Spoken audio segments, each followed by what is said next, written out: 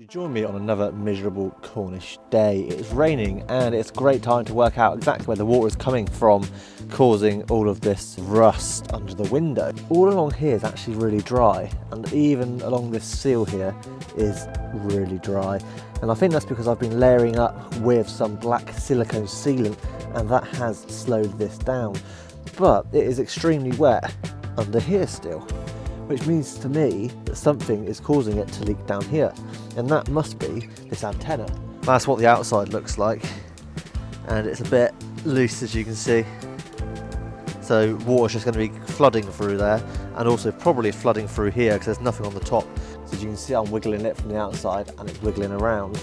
And also I had to take this electric piece out. Whenever the car was on, it would make a funny sound.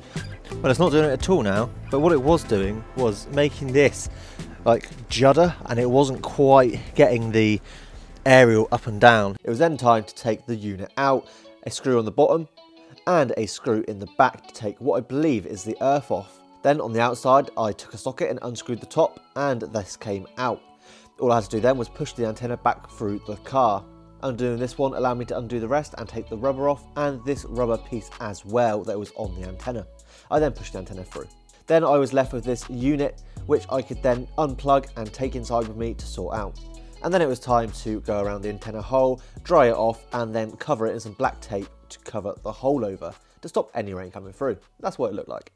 This is something that isn't absolutely necessary on the car to do right now, but it's, it's a wet day. I can't do a lot regarding the windows and the water coming into the windows. I can't do the rust protection because it's too wet and too cold. So there's nothing here that's absolutely screaming out to me that this shouldn't be working. This is all a bit wobbly, so maybe something down here.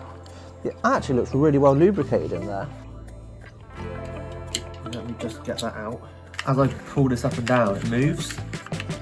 So for example, when the antenna goes in and out, it should move. Let's pull this out. So this motor obviously should turn this. I feel like that's been done fairly recently because there's no crap in it. It doesn't seem like it's even that wet in here, so I can't see why it wouldn't be going up and down. Not extending the whole way.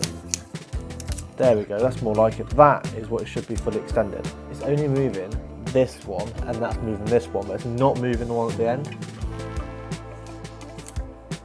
Pull it in further, and it's still not pulling these in.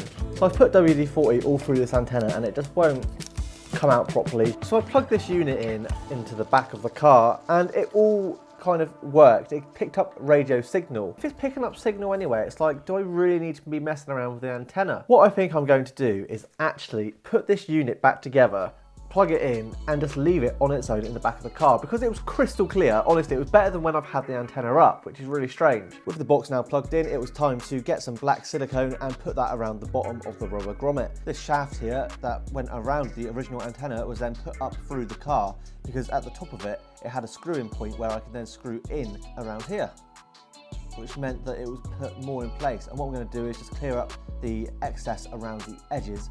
Now you might call me crazy, but to plug this hole, I've realised that this bolt is just the right size. Look at that. I'm going to seal around the bottom of that. So as you can see, the Mercedes antenna has just been sorted out. The antenna itself doesn't work, but the radio works, and that's the most important bit. So thank you for watching. Please do like the video, that really helps. Comment and subscribe to the channel if you haven't already, that'd be so good.